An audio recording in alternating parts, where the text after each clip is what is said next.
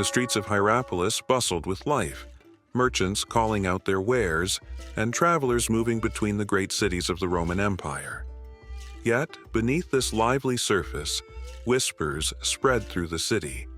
Whispers of a man who spoke of a different kingdom, a kingdom not of Rome, but of heaven. That man was Philip, one of the 12 apostles of Jesus. But what brought Philip to this foreign land? Why had he left everything behind to preach a message that would cost him everything? And more importantly, what led to his brutal execution? Before we continue, take a moment to support this journey through history. If you're finding this story compelling, leave a like to help this content reach more people, subscribe so you don't miss the next episodes, and comment below which biblical figure you'd like to see in a future series. Your engagement helps keep these stories alive. Before he stood in the heart of this pagan city, Philip had lived a life far removed from danger. He was born in Bethsaida, the same village as Peter and Andrew. Like many in Galilee, his early days were spent under the oppressive watch of Roman soldiers and corrupt tax collectors. Life was hard, but predictable. Then came the day Jesus called him. "Follow me," the rabbi from Nazareth said. Philip didn't hesitate. He left his old life behind and stepped into a journey that would change history. He witnessed miracles that defied nature. The blind seeing, the dead rising, thousands fed from a few loaves and fish. He even stood beside Jesus as he raised Lazarus from the dead. Yet, it was not just the miracles that transformed him. It was the message. A message of love, repentance, and a kingdom far greater than Caesar's empire. But with that message came opposition. Powerful men felt threatened. Kings and priests sought to silence it. And after Jesus' crucifixion and resurrection, Philip knew the cost. Still, he went. He traveled across distant lands, carrying the gospel to those who had never heard of Christ. His journey led him to Hierapolis, a city famed for its temples and devotion to Roman gods. Here, Philip's words were seen as treason. Preaching one God in a land of many was dangerous. Denying Caesar's divinity was deadly. Yet Philip stood in the city square, proclaiming, "There is one Lord, one God, and salvation comes through His Son, Jesus Christ."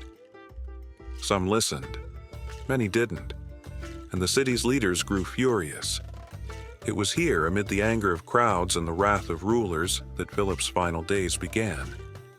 But what happened next would shock everyone, even those determined to kill him. The tension in Hierapolis was palpable. Word had spread quickly. A foreigner was denouncing the gods of Rome and preaching about a man crucified in Jerusalem. To many, Philip's message was madness. To others, it was dangerous rebellion. Philip, however, walked through the streets without fear. His eyes held the determination of a man who had seen the resurrected Christ with his own eyes. Nothing the Romans or the local leaders could threaten him with compared to that truth. He spent days preaching in the marketplaces, challenging the beliefs of the people with gentleness but unwavering conviction. "Your idols are made by human hands," he declared. "They cannot hear, cannot speak, cannot save. There is only one God, and He has revealed Himself through His Son, Jesus Christ." Some mocked him. Others listened in curiosity. But there were those, especially among the sick and the outcasts, who found hope in his words. One afternoon, Philip encountered a woman of high status, the wife of a Roman official. She was known for her devotion to the local gods and her influence over the city's affairs. Her daughter had been gravely ill for months, beyond the help of physicians or priests. Desperate, she approached Philip. "If your God is real, prove it," she challenged. "Heal my daughter." Philip looked at her not with arrogance but with compassion. "Faith is what heals," he said gently. "Not magic, nor idols. Believe in the Lord Jesus, and you will see his power." He was taken to the woman's house, where her daughter lay pale and motionless.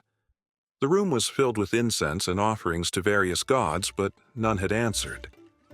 Philip knelt beside the girl, closed his eyes, and prayed. "Lord Jesus, show these people your mercy. Let them see that you are the living God." Moments passed. The room held its breath. Then, the girl's eyes fluttered open, color returned to her face. She sat up, breathing steadily. Gasps filled the room. The mother fell to her knees, tears streaming down her cheeks. "Your God is real," she whispered. But not everyone rejoiced. News of the miracle reached the city leaders and the pagan priests. To them, this was not a sign of divine truth. It was an affront to their authority. Philip wasn't just preaching a new religion. He was turning people away from the traditions that held the city together. The temple priests accused him of sorcery, claiming he used dark magic to deceive the people. The Roman authorities, fearing unrest, saw no choice but to act. If Philip's influence spread, it could undermine the emperor's authority. A decree was issued. Philip was to be arrested and tried for treason and blasphemy. Soldiers marched through the streets, their armor gleaming, their faces grim. The people gathered, forming a crowd that buzzed with anticipation. Philip knew they were coming. He could have fled. He could have hidden. But instead, he returned to the city square, the very place where he had preached the gospel, and waited. His voice echoed one last time through the streets. "Do not be deceived by fear. Turn to the living God. He alone can save." And then the soldiers surrounded him, swords drawn, shackles ready. Philip did not resist. His fate was sealed. But what the crowd didn't know was that his final act would leave a mark on Hierapolis that no sword or chain could erase. The streets of Hierapolis were thick with tension as Philip stood shackled in the center of the city square. The crowd gathered, drawn by curiosity, anger, and fear. Some came to see justice served. Others to witness what would happen to the man who dared defy Rome and its gods. The Roman magistrate, dressed in fine robes adorned with imperial symbols, stepped forward. His voice echoed through the square. "Philip of Bethsaida, you are accused of blasphemy against our gods and treason against Rome. You have stirred unrest and turned the people away from their traditions. What say you in your defense?" Philip lifted his gaze, his eyes steady. "I have not come to bring rebellion, but truth," he declared. "There is one God, creator of heaven and earth, and salvation is found in his Son, Jesus Christ." Murmurs rippled through the crowd. The priests of the temple scowled, while some townspeople, those who had heard Philip's teachings, looked on with conflicted expressions. The magistrate's face darkened. "You speak treason. Deny this so-called Christ. Offer incense to the emperor, and you will live." A hush fell. This was the moment. One word of denial, and Philip's life would be spared. Philip took a deep breath. "I cannot deny the one who gave me life. To live without truth is worse than death." The magistrate's jaw clenched. "Very well. You have chosen your fate." Soldiers seized Philip, dragging him to the outskirts of the city where a tall wooden cross stood prepared. The people followed, some shouting insults, others watching in silence. Among the crowd, the woman whose daughter Philip had healed wept openly, clutching her child to her chest. As Philip was forced to his knees before the cross, the executioner stepped forward. "This is your last chance. Recant, and you will walk away free." Philip looked skyward, the weight of the moment pressing upon him, but not with fear. "Lord, forgive them. They do not understand what they do." With practiced efficiency, the soldier stretched his arms along the wooden beam. Iron nails glinted in the sunlight. The first strike echoed, a sickening thud as metal met flesh and wood. Philip's face contorted in pain, but no cry escaped his lips, only whispered prayers. The crowd shifted uneasily. This was supposed to be justice. Why did it feel like something else? The soldiers hoisted the cross upright, planting it into the ground with a jarring slam. Blood trickled down Philip's arms, soaking the rough wood. And yet, his gaze remained fixed upward, his lips moving in silent praise. Minutes felt like hours. The sun beat down mercilessly. Then, something unexpected happened. A young man in the crowd, one of Philip's early converts, stepped forward. "He speaks the truth," he cried. "We have seen miracles. We have felt the love of the God he proclaims." A commotion erupted. Some shouted for the young man's arrest. Others, emboldened, voiced agreement. The crowd was no longer united in condemnation. Seeds of doubt and faith were spreading. Philip, struggling for breath, saw the turmoil and found the strength to speak one final time. "Do not look at me," he rasped, "but to Christ, who died and rose again for all." His head slumped forward. His race was finished. But in that moment of death, new life began in the hearts of many watching. The Roman authorities had intended to silence him. Instead, they ignited a flame that would never be extinguished. The crowd began to disperse slowly, whispers and murmurs lingering in the air like an echo refusing to fade. Philip's lifeless body remained on the cross, a stark silhouette against the burning sky. Bloodied and broken, yet somehow his expression was peaceful, as if death itself had not conquered him. The Roman soldiers stood guard at the base of the cross, their faces a mix of duty and discomfort. One of them, a young centurion, stared up at Philip, his grip tightening around his spear. He had overseen countless executions, but something about this one unsettled him. The words Philip had spoken before his death, words of forgiveness, hope, and a kingdom beyond this world, refused to leave his mind. Nearby, the woman whose daughter had been healed knelt in the dust. Her child clung to her, eyes wide with confusion and sorrow. "Why did they hurt him, Mama?" the girl asked. Tears streamed down the mother's face as she looked at the cross. "Because he spoke the truth," she whispered. "And sometimes, people fear the truth." As the sun began to set, casting long shadows over Hierapolis, a small group of believers emerged from the crowd. They were Philip's followers, those who had quietly accepted his message. Their hearts ached, but their resolve was unshaken.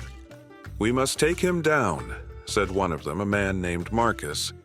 "He deserves a proper burial, not to be left for the birds." The Roman guards hesitated.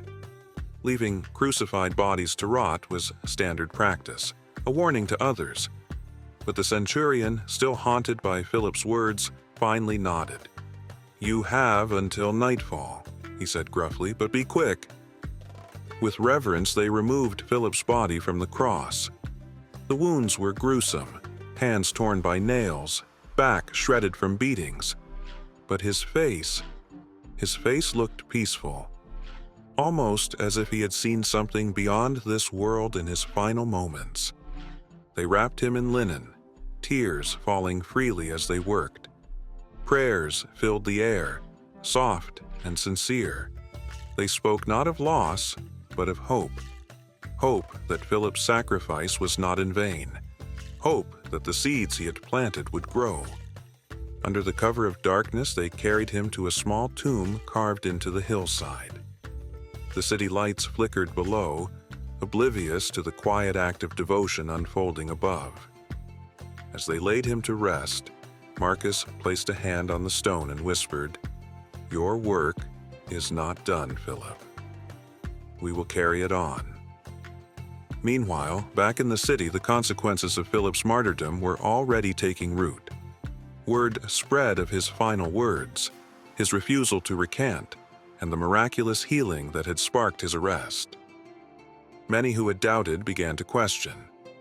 Others, once loyal to the pagan temples, found themselves restless, uneasy, and among the most surprising was the young centurion. He stood alone in the square, gazing at the empty cross. His mind replayed the day's events over and over. The courage, the peace, the forgiveness. His lips moved in a whisper, barely audible. Could it be true? Could there be a God beyond Rome? Beyond Caesar? The darkness deepened, but in the hearts of those touched by Philip's life and his death, a light had been kindled. A light no empire could extinguish. And in the quiet corners of Hierapolis, the gospel began to spread. Philip had fallen, but his message was just beginning to rise. Night settled over Hierapolis like a dark shroud. Yet beneath the city's quiet facade, a movement had begun to stir. The execution of Philip, meant to silence his teachings, had instead ignited whispers across the streets and within households. What kind of man accepts death so willingly? And for what message was he willing to endure such pain? In the days that followed, the tension in the city grew thicker. The Roman authorities tightened their control, suspicious of any gatherings. Yet, behind closed doors, people spoke of Philip's final words. Words that seemed to echo louder after his death than they ever had in life. Marcus, the man who had helped bury Philip, found himself at the center of this underground movement. By day, he worked in the markets, blending in with the crowd. By night, he opened his small home to those seeking answers. "What did Philip teach?" they asked. "Is it true that there is life beyond this world?" Marcus would sit them down, light a small oil lamp, and recount Philip's teachings. How the apostle spoke of Jesus Christ, the Son of God, who had conquered death itself. He shared how Philip had healed the sick, fed the poor, and called for love even in the face of hatred. Among those listening was the young centurion, Cassius. The same man who had overseen Philip's arrest now sat quietly in the corner, his once rigid posture softened by doubt. He couldn't forget the look in Philip's eyes, the peace, the certainty. It haunted him. One night, Cassius stayed after everyone else had left. Marcus noticed and gestured for him to speak. I've seen many men die," Cassius began, voice low. "They curse, they plead, they rage against the gods. But him, he prayed for us. For me." His gaze dropped to the floor. "Why would he do that?" Marcus smiled gently. "Because that's what Christ taught him, to love even his enemies, to forgive, just as Christ forgave those who crucified him." Cassius clenched his fists. "But I don't deserve forgiveness." "None of us do," Marcus replied. "That's what makes it grace." The words hung in the air, weighty yet freeing.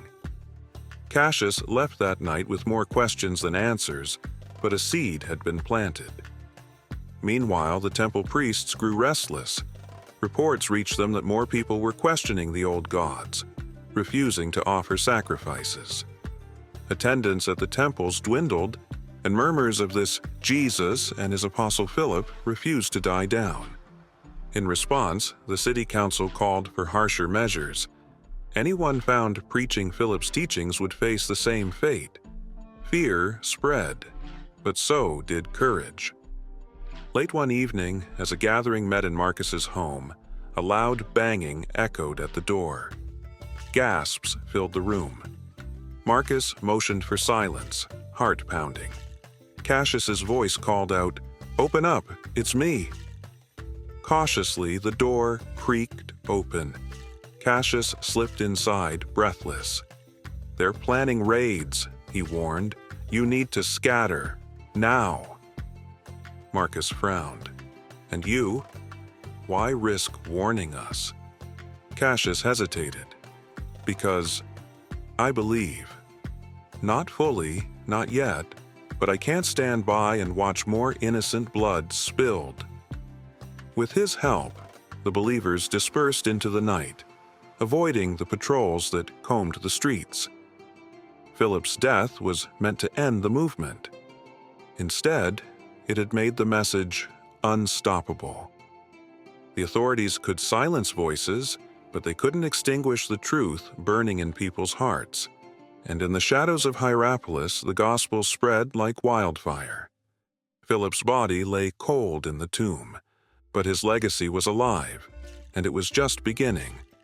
Weeks passed, but the city of Hierapolis could not forget what it had witnessed. Philip's execution, intended as a warning, had become a catalyst for change. The underground gatherings grew, moving from secret homes to caves beyond the city walls. No longer just whispers, the message of Christ was becoming a quiet roar. Marcus continued to lead the gatherings, his resolve strengthened with each passing day. By his side was Cassius, the former Roman centurion, whose journey from executioner to believer had shocked many. "I once served Rome," Cassius told the growing group, "but now I serve the king who conquered death." His testimony emboldened others. If a Roman soldier could find grace, perhaps they could too. But with the movement's growth came danger. The city leaders grew increasingly frustrated. Temple offerings continued to decline, and public loyalty to the Roman gods weakened. The high priest of Hierapolis stood before the city council, his voice laced with fury. "This cannot continue." First, it was Philip. Now his followers spread like a plague. Arrest them all. Raids intensified. Homes were searched. Believers were dragged into the streets accused of treason and blasphemy. Yet, even under threat of death, few recanted. "We follow the way," they said. "We fear God, not men." One evening, as Marcus and Cassius gathered with a small group beyond the city, a young woman arrived in tears. "They've taken my brother," she sobbed. "He spoke of Philip's teachings in the marketplace. They arrested him. He's to be executed at dawn." The group exchanged grim glances. This was no longer just about hiding. It was about standing for their faith. Cassius stood. "I know the prison," he said, "and I can get in, but I'll need help."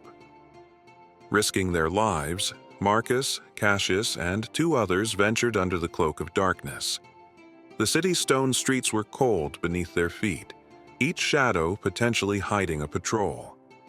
As they neared the prison, Cassius motioned for silence. He knew the guards, men he once commanded, men who now hunted him.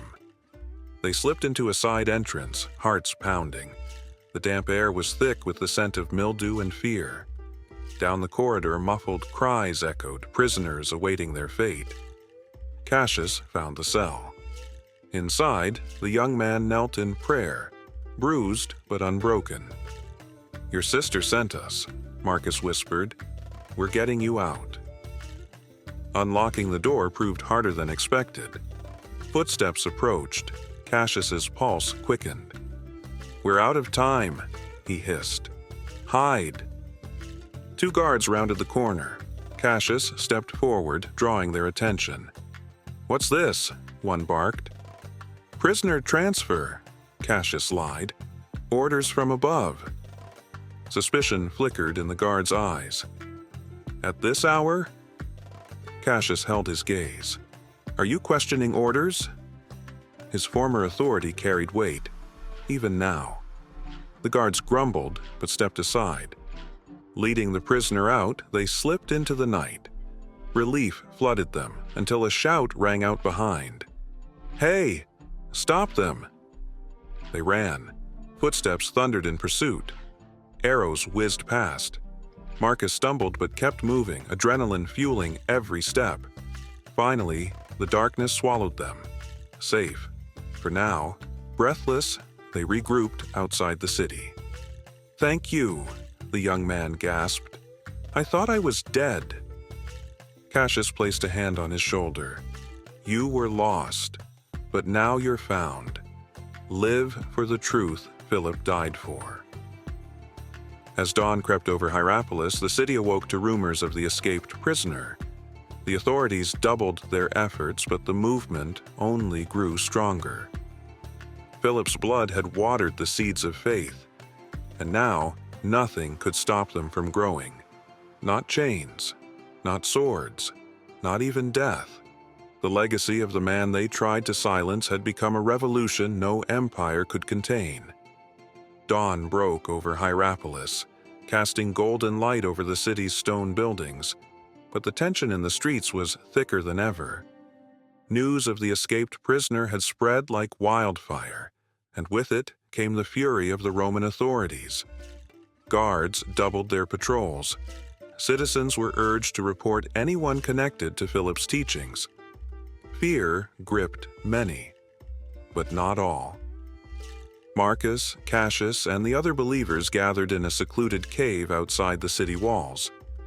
Flickering torches illuminated the determined faces of those present. They knew the risks. Every meeting could be their last.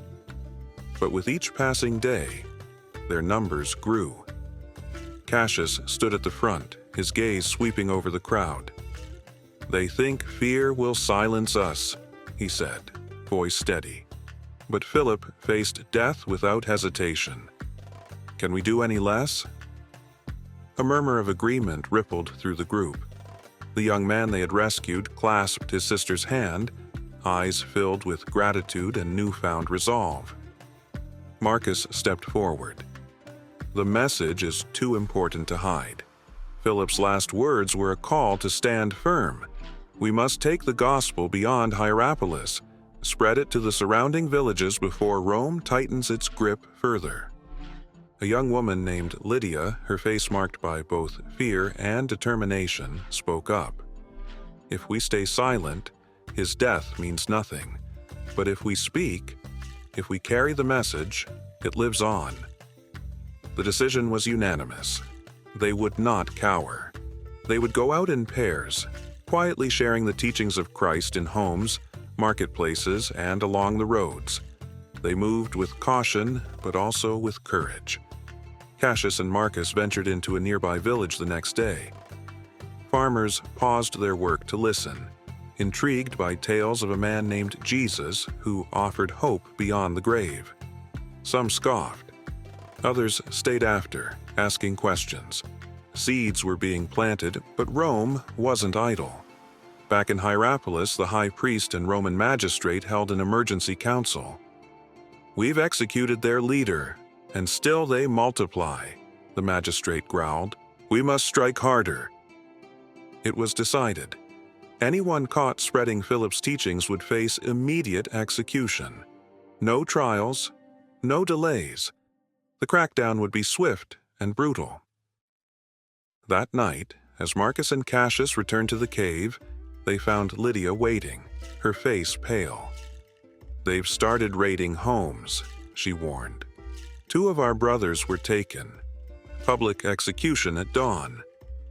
Cassius clenched his fists. "They're trying to break us." Marcus nodded grimly. "We can't let fear decide our actions.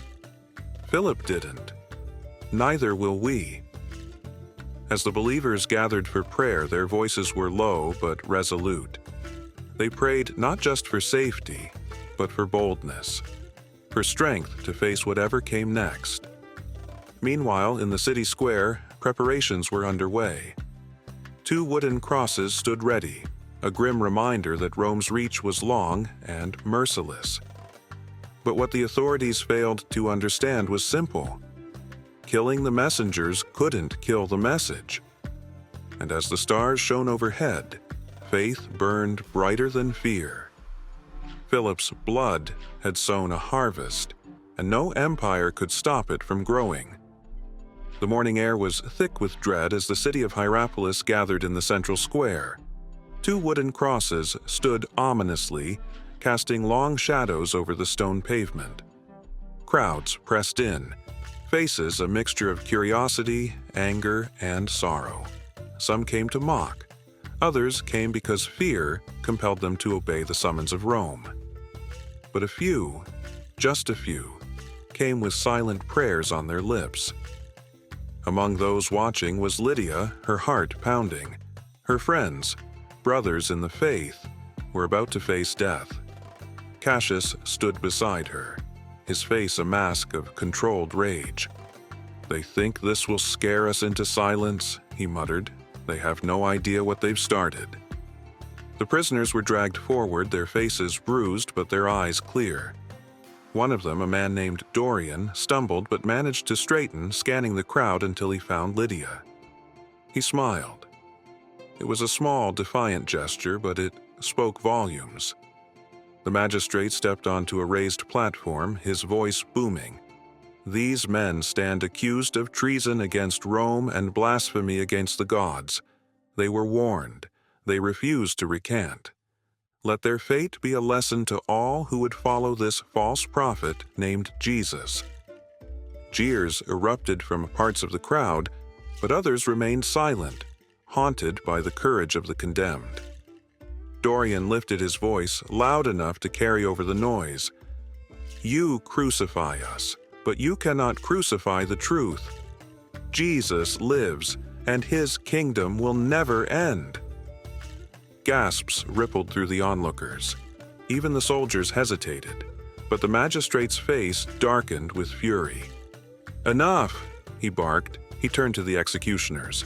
"Do it!" Ropes pulled tight. Nails gleamed. The hammer rose. And then a voice rang out. "Wait!" All heads turned as Marcus stepped forward from the crowd, Cassius close behind.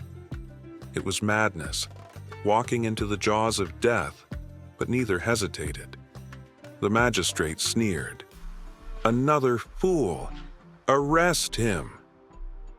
Soldiers surged forward, but Cassius stepped between them, raising his hands.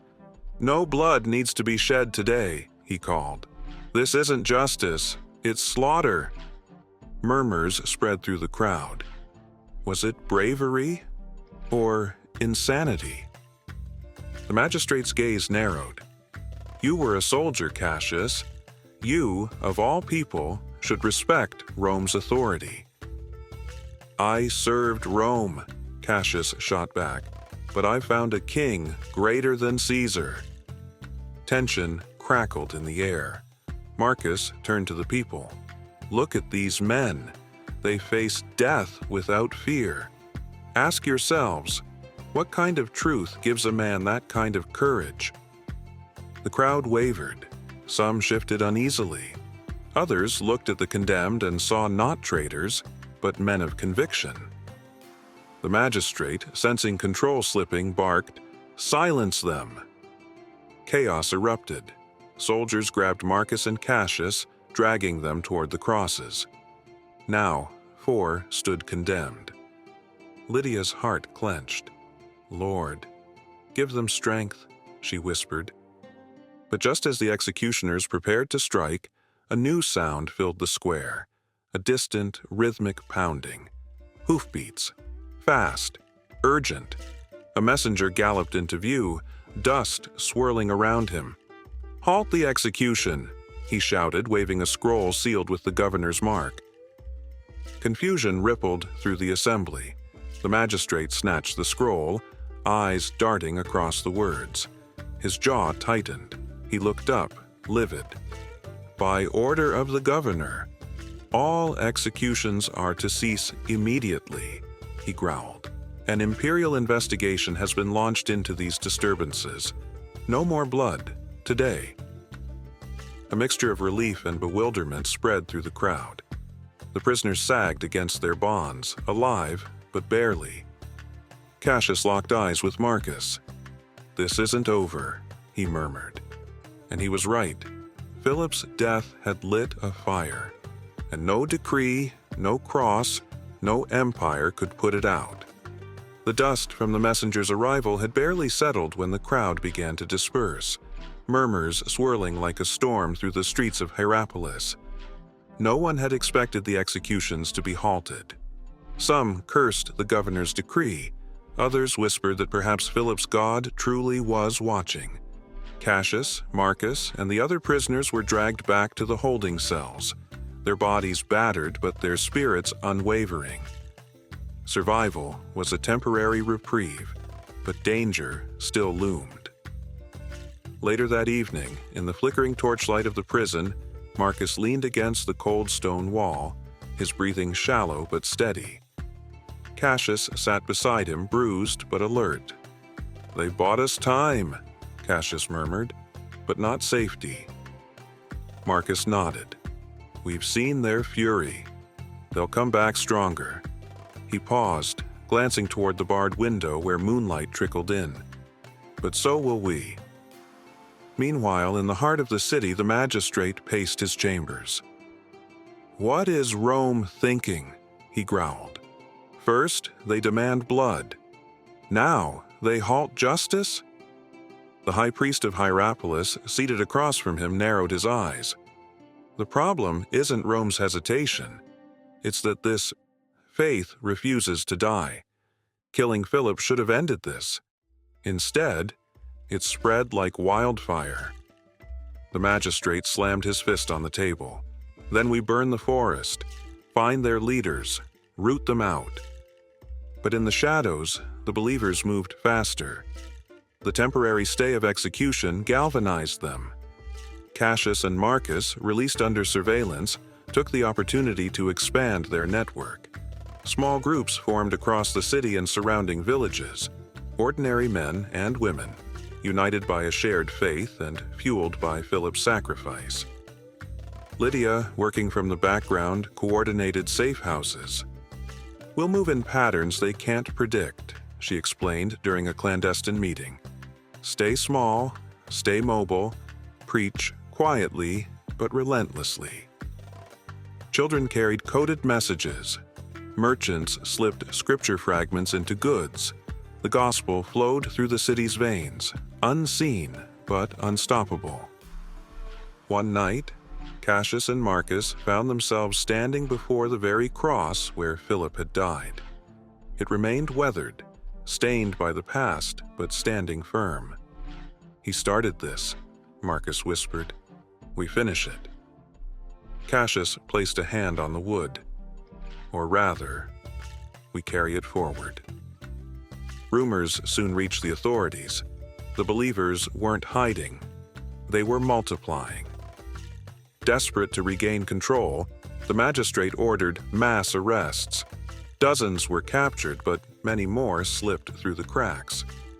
Then came the governor's envoy, arriving with imperial authority, his words cutting through the tension like a blade. "Rome does not fear gods or ghosts," he declared, "but it will not tolerate rebellion. Cease this nonsense or face eradication." Cassius stepped forward from the crowd gathered in the square. "We are not rebels. We seek peace, but we will not deny the truth." The envoy's gaze was cold. "Then, you leave us no choice." Raids intensified.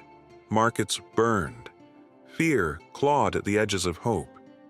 Yet in the quiet moments, in the whispered prayers and secret gatherings, faith stood unshaken.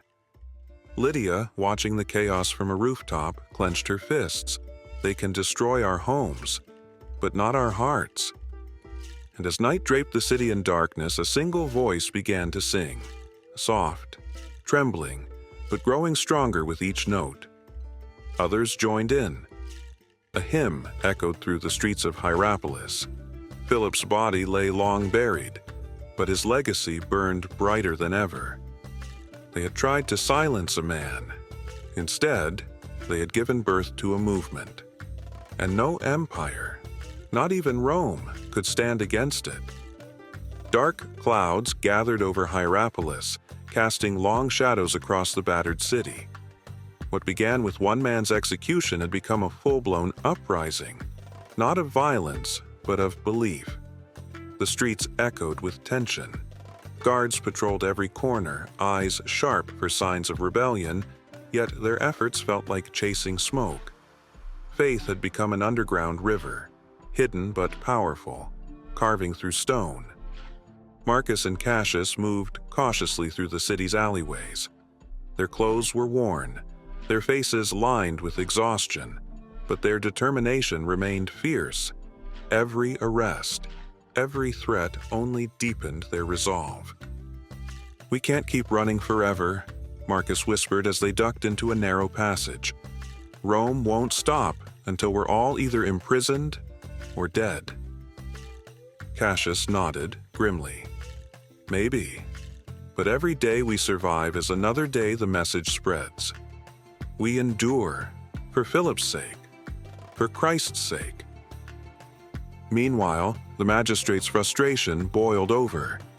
In the city's council chambers, he slammed his fist onto the marble table. "Enough delays. If Rome won't act, Hierapolis will. Burn their meeting places. Crush their spirit." But the high priest raised a hand. "We've tried force. It breeds martyrs. What if we offer mercy? Promise amnesty to those who recant." The magistrate sneered. "You think they'll surrender for empty words?" Still, desperate for results, the council agreed. By dusk, proclamations echoed through the streets. "To all who follow the teachings of Philip and this so-called Christ, renounce your faith, and you will be spared. Persist and face death." Torn parchments bearing the decree were nailed to doors and market stalls.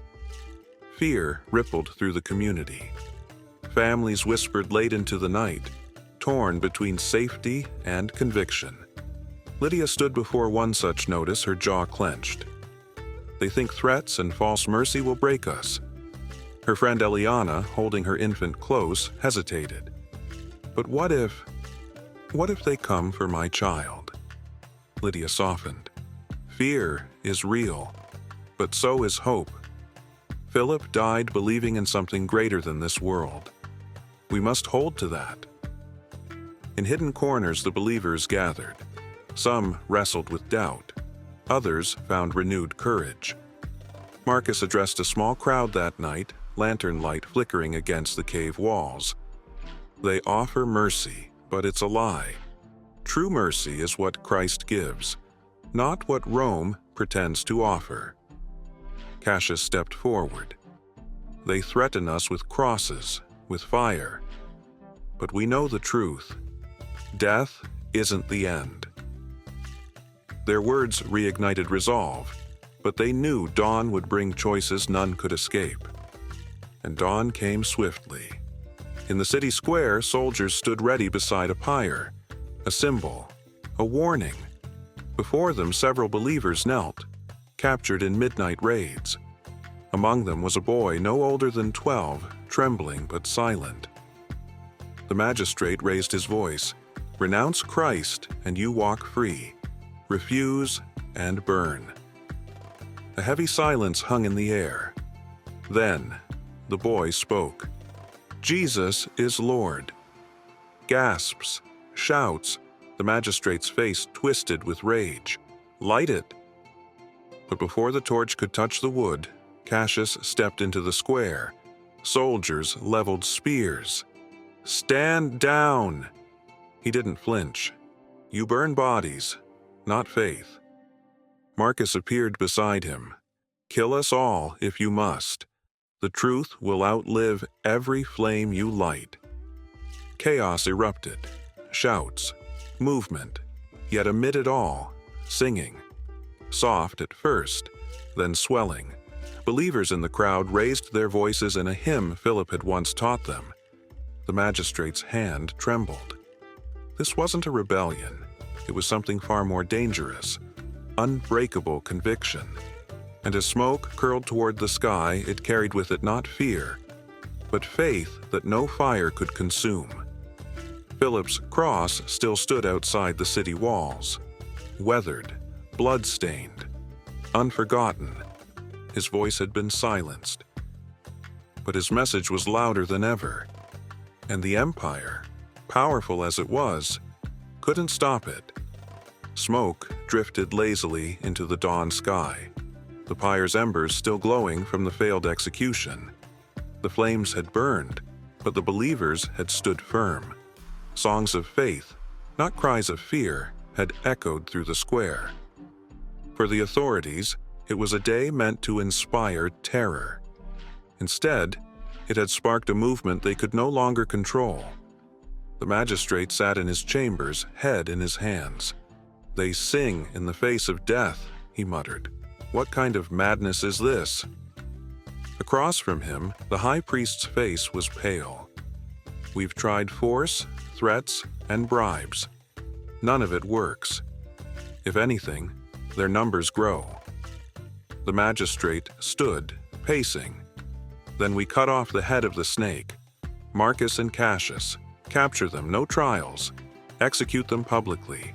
Without their leaders, the rest will scatter." Orders were dispatched. Soldiers fanned through the streets, searching every alley and home. But Marcus and Cassius, aware the net was tightening, had already moved. In a hidden chamber beneath an abandoned bakery, Marcus addressed a gathering of believers. Candles flickered, casting long shadows on the rough walls. "They'll come for us," he said, "but they can't imprison the truth." Cassius nodded. "We've always known this road leads to a cross. Philip walked it. We will too, if that's what it takes." Lydia, standing near the back, clenched her fists. "There has to be another way. If they capture you, it'll be chaos." Marcus smiled sadly. "Chaos breeds opportunity. If we fall, you lead. Promise me that." Tears welled in her eyes, but she nodded. "I promise." That night, as the city settled into uneasy sleep, the soldiers found their mark. A raid, swift, brutal. Marcus and Cassius fought to escape, but numbers overwhelmed them. Shackles clamped tight. Bloodied and bruised, they were dragged through the streets at dawn, jeers and stones raining down from some, while others watched in horrified silence. In the square, crosses stood ready, symbols of Rome's dominance. Yet, as Cassius and Marcus were forced to their knees, they exchanged a glance, not of fear, of purpose. The magistrate stepped forward, voice cold. "Renounce this false king, and you live." Cassius lifted his head. "We serve the King of Kings. Do what you must." Marcus, his face battered, added, "Rome's power ends at the grave. Ours begins there." The crowd was silent. Even the soldiers hesitated. The weight of the moment pressed down like a storm ready to break. Then, from the edge of the square, a voice rang out. "Lydia, if they die, more will rise. You cannot kill the truth." Shouts erupted. Believers surged forward, not with weapons, but with voices raised in song. The same hymn Philip had sung before his death filled the air. The magistrate's composure cracked. "Enough!" he roared. He motioned to the executioners. "Do it!" Hammers lifted. The sky seemed to hold its breath. And then, chaos. A group of believers surged forward, not to fight, but to shield Marcus and Cassius with their bodies. Guards struggled to push them back, but the sheer number overwhelmed them. Faith had become a flood no force could stem. In the chaos, Lydia reached Marcus, cutting his bonds with a hidden blade. "Move!" Cassius broke free, pulling her toward the alley. Shouts echoed, arrows flew, blood was spilled, but they ran. Later, breathless and hidden in the hills beyond Hierapolis, Cassius looked back at the city, smoke rising in the distance. "They'll hunt us." Marcus nodded. "Let them. We'll keep running. Keep preaching." Lydia, wiping blood from her face, smiled through exhaustion. They thought killing Philip would end this. Instead, they've lit a fire across the empire. And as the sun rose higher, casting light over the land, that fire burned brighter than ever. Philip's sacrifice had not silenced the truth. It had set it ablaze. The hills beyond Hierapolis stretched under a blazing sun, casting sharp shadows across the rugged terrain. Marcus, Cassius, and Lydia crouched beneath an outcropping, their breaths ragged, bodies bruised, but spirits unbroken. The escape had been harrowing, but the mission was far from over. Cassius glanced back toward the distant city. Smoke still curled into the sky from the earlier chaos. They'll come after us, relentless. They won't stop until every believer is silenced. Marcus wiped blood from his brow. Let them try. Every attempt strengthens our resolve. Philip died to plant this seed. Nothing can uproot it now. Lydia adjusted the makeshift bandage on her arm, grimacing. We need to move. Word's spreading beyond Hierapolis. Towns nearby are asking questions. People want to know what Rome fears so much. Cassius gave a wry smile. They fear a king they can't see, and a truth they can't kill. That night, under a blanket of stars, the trio slipped into a small village nestled in the valley. Whispers greeted them before they reached the square. Children peeked from doorways. Merchants exchanged knowing glances. Philip's name had traveled faster than the soldiers chasing them. An elderly woman approached, her face weathered but eyes bright. You followed him?" Marcus nodded. "He followed Christ. We do the same." She reached out, taking his hand. "Tell us what he taught." Word spread. Soon, a crowd gathered in the village square. Farmers, widows, merchants, even Roman deserters who had heard rumors of a kingdom not built on oppression, but on love. Lydia stepped forward, voice clear despite the exhaustion. Philip spoke of a Savior who gave his life for all, Jews, Greeks, Romans alike. He was crucified but rose again, defeating death. Philip died believing that truth. We stand here alive because of it.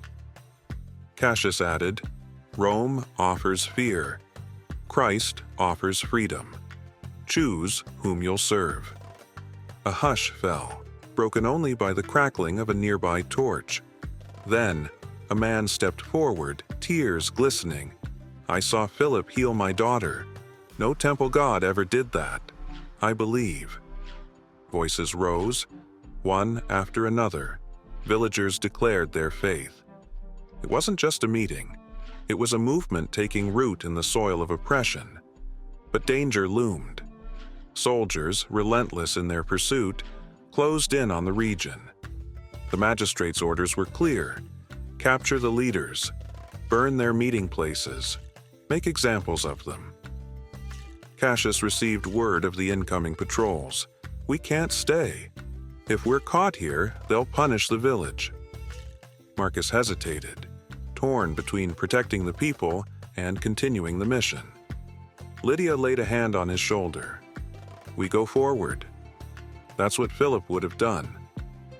Under the cover of darkness, they departed, leaving behind hearts ignited with faith.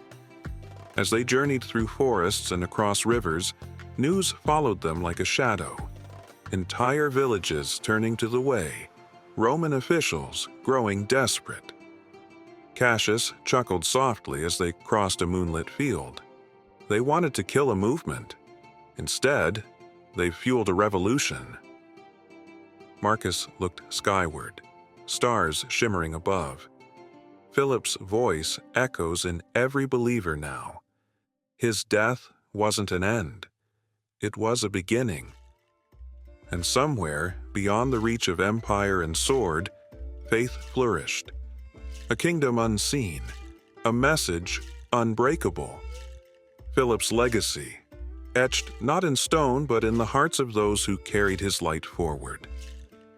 And no matter how far they ran or how hard Rome tried, the truth marched on. Days turned into weeks, and the message Philip had carried burned across the region like wildfire. Villages once steeped in pagan rituals now echoed with prayers to Christ. Markets hummed with quiet conversations about forgiveness, hope, and a kingdom that could not be shaken. Rome's power seemed vast, but its grip on the hearts of the people was slipping. Cassius, Marcus, and Lydia pressed onward, their journey marked by exhaustion and danger, but also by countless souls transformed by the gospel. Philip's sacrifice had become a spark that no one could extinguish. They traveled along a rugged road flanked by olive trees, the horizon painted in hues of orange and gold. Cassius paused, squinting toward a distant village nestled in the valley. "Word is they've outlawed gatherings there," he said. "Anyone caught preaching faces immediate execution." Marcus tightened the straps on his satchel. "Then that's exactly where we're going." Lydia sighed but smiled. "One day, you'll pick the easy road." He grinned. "Today isn't that day." As they descended into the village at dusk, tension hung in the air. Doors were barred, windows shuttered. Yet, when they entered the small town square, a handful of villagers waited, eyes wary but hopeful. Among them stood a woman cradling an infant, tears glistening as she whispered, "We heard you might come." Marcus knelt beside her. "You've risked much to gather." She nodded. "But what's life without truth?" They spoke beneath the cover of darkness, voices low but resolute. Cassius shared how Philip had stood fearless before death, proclaiming the love of Christ to the very end. Lydia described miracles she'd witnessed, the kind that no Roman god could replicate. And as the night deepened, more villagers emerged from hiding, drawn by the hope that no decree could smother. But shadows moved beyond the square.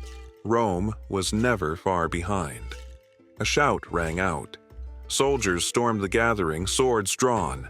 Panic erupted. Marcus grabbed the woman's arm. "Take the child, run!" Cassius stood his ground, fists clenched. "We're outnumbered." Lydia's gaze darted to a narrow alley. "This way." They sprinted as the clash of iron and shouts filled the night. Arrows whistled past. Dust clouded their path. The gospel had stirred hearts, but also awakened Rome's wrath. Diving behind a crumbling wall, they caught their breath. Cassius wiped blood from his cheek. "How long can we keep this up?" Marcus looked to the stars overhead, voice steady. "As long as it takes." Miles away, in Hierapolis, the magistrate seethed. Reports flooded in, villages turning to Christ, soldiers refusing orders, unrest spreading like cracks in Rome's foundation. "Find them!" he snarled. "I want their heads on pikes." But for every village Rome burned, two more rose in faith. The harder they pressed, the stronger the believers grew. By morning, Marcus and his companions reached a hillside overlooking the valley. Lydia collapsed onto the grass, breathing heavily.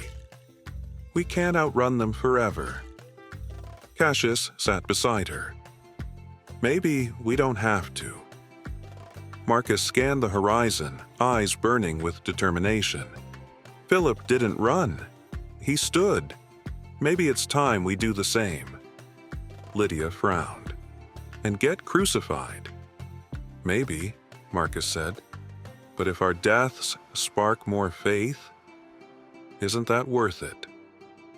Silence hung between them, broken only by the wind rustling the grass. Finally, Cassius grinned. "Well, if we're going down, let's go down preaching." Lydia rolled her eyes but smiled. "You too are insane." "Insane enough to believe a carpenter's cross can change the world," Marcus replied. And as the sun broke over the hills, casting golden light across the land, they rose, ready to face whatever came next. Philip's voice was gone, but his message, unstoppable. And the world, no matter how fierce its opposition, was listening. The sun climbed higher, bathing the hills in golden light as Marcus, Cassius, and Lydia began their descent toward the next village. Their bodies were weary, but their resolve remained ironclad. Every step carried them deeper into hostile territory, yet also toward hearts hungry for truth. Cassius broke the silence. We keep running, keep preaching, but sooner or later, they'll catch us. Marcus nodded. Then we'll speak until our last breath. That's what Philip did. Lydia shot them a glance. Speaking of Philip, do you think he knew that his death would spark all this? Cassius chuckled grimly. He didn't die to spark a revolution. He died because he wouldn't deny the truth. Everything else, that's just the fire catching wind. The village ahead bustled with life. Markets brimming with goods, children chasing stray dogs. To an outsider, it was a scene of normalcy. But Marcus's sharp gaze caught subtle signs. Shopkeepers exchanging wary glances, quickened footsteps as strangers approached. Fear hung in the air like a storm about to break. A farmer recognized them first. His eyes widened in both relief and terror. "You shouldn't be here," he hissed. "Rome's doubled patrols. They're hunting anyone tied to Philip's teachings." Marcus placed a reassuring hand on his shoulder. "People deserve to hear the truth, even if it costs us." Word spread quickly. By nightfall, dozens gathered in a candlelit barn at the village's edge. Faces lined with worry, hope flickering like the flames surrounding them. "Tell us," a woman urged. "Tell us why they fear your message so much."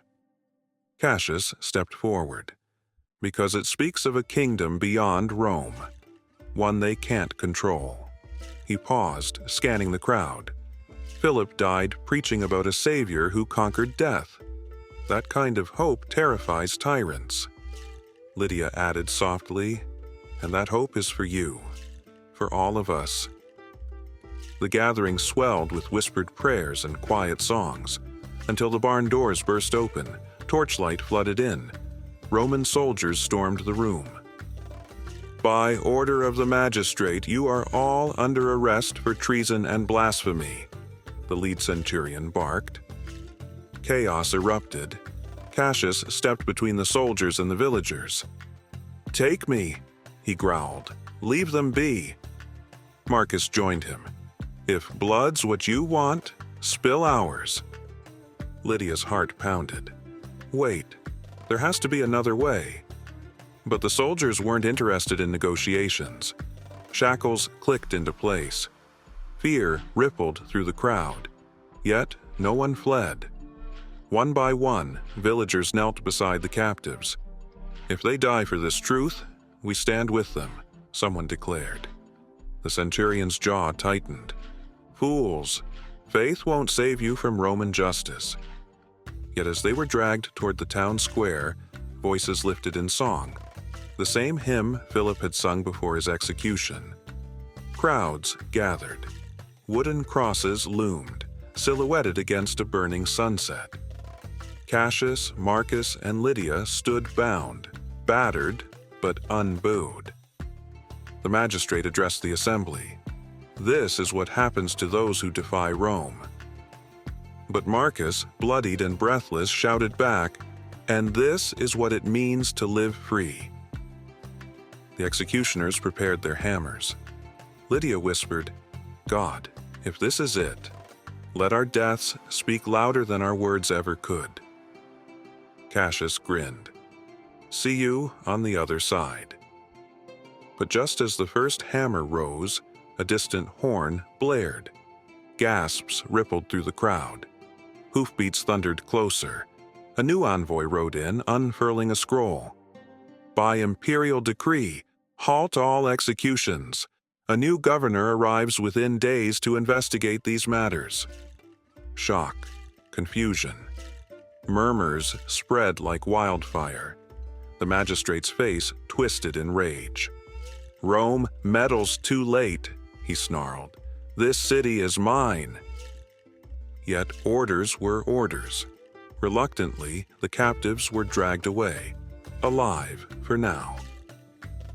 That night, chained in a cold cell, Marcus glanced at Cassius and Lydia.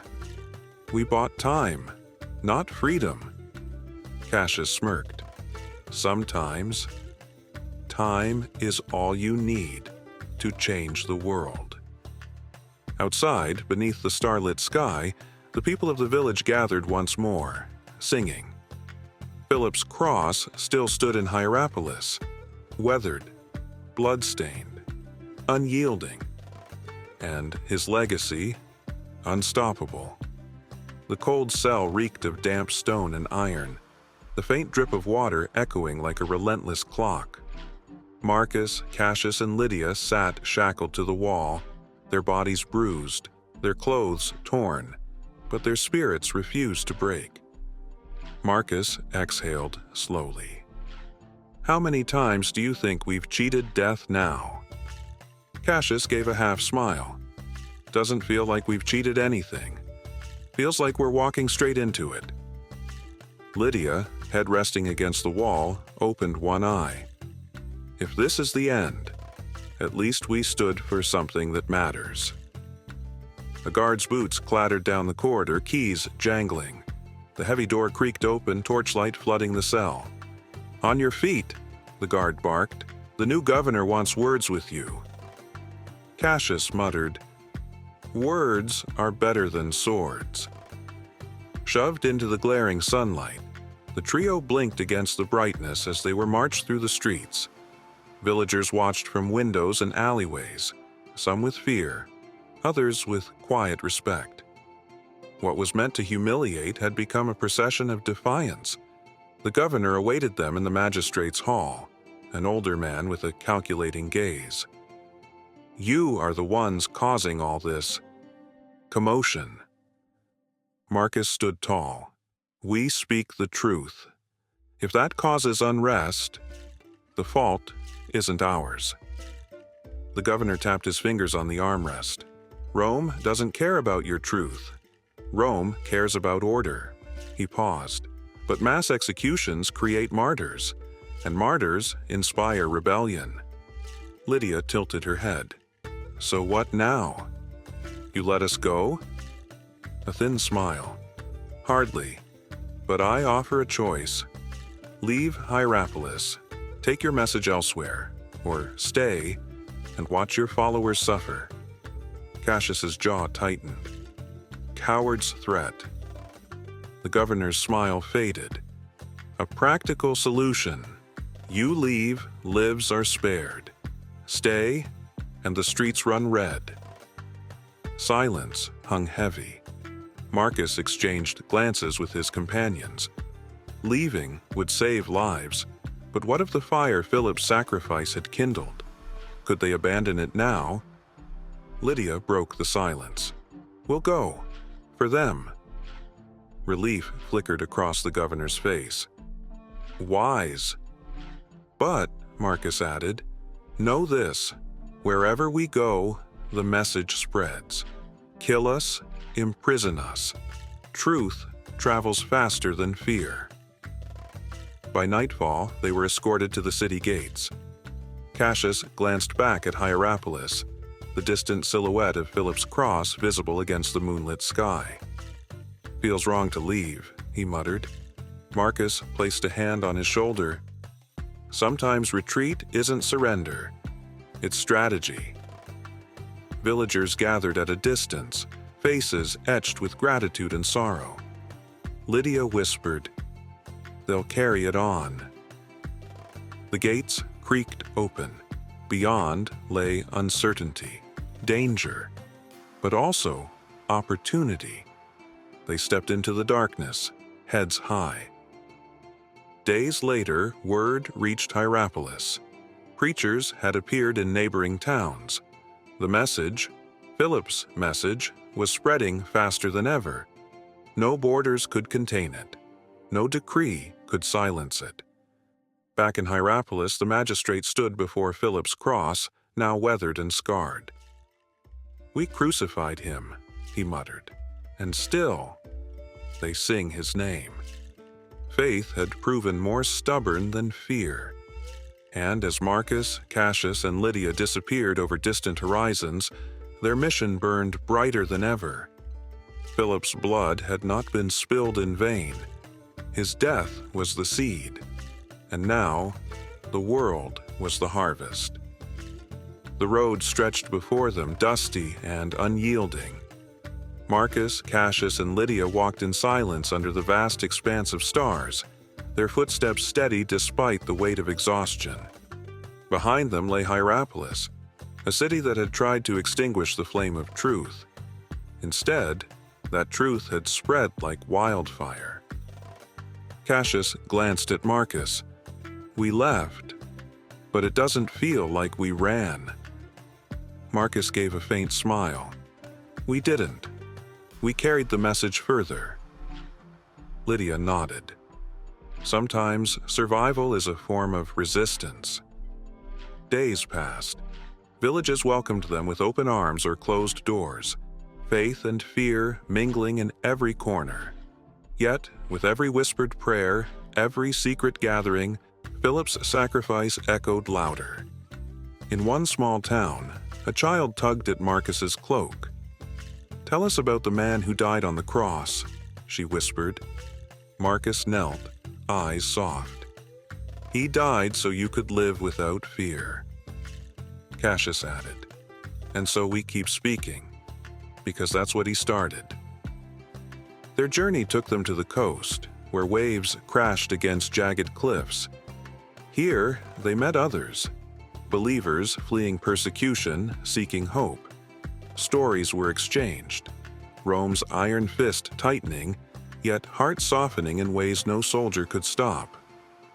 One evening, as the sun dipped below the horizon, casting the sky in hues of fire and gold, Lydia sat beside the crackling campfire.